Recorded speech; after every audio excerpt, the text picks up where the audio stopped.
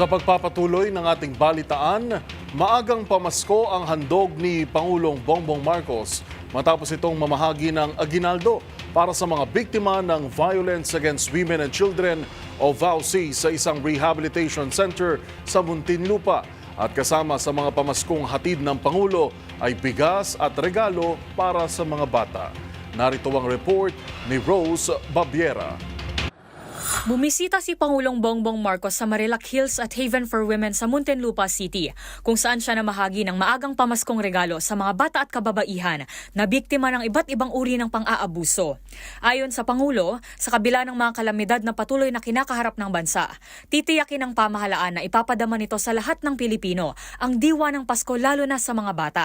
Kahit papano, tiyakin natin, tayong lahat, kami lahat, na lahat ng Pilipino, lalo na itong mga maliliit, itong mga bata, ay dapat ang mga bata kahit papano makaramdam ng Pasko. Kahit sila ay naging biktima ng bagyo, kahit sila ay naiwan pa sa mga evacuation center, basta kami sa pamahalaan, titiyakin namin lahat ng Pilipino ay may Merry Christmas ngayong 2024.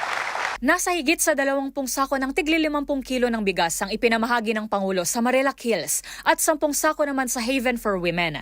Tinatayang nasa 200 bata ang nakatanggap ng maagang pamasko.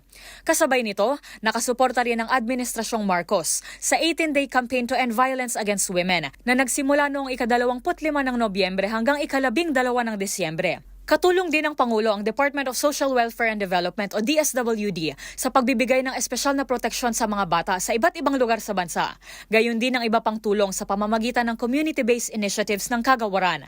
Simula 2017 ay bumibisita na si PBBM sa mga nabanggit na institusyon at taon-taon namamahagi ang Pangulo ng tulong at regalo sa mga bata at kababaihan. Para sa MBC TV Network News, ito si Rose Babiera.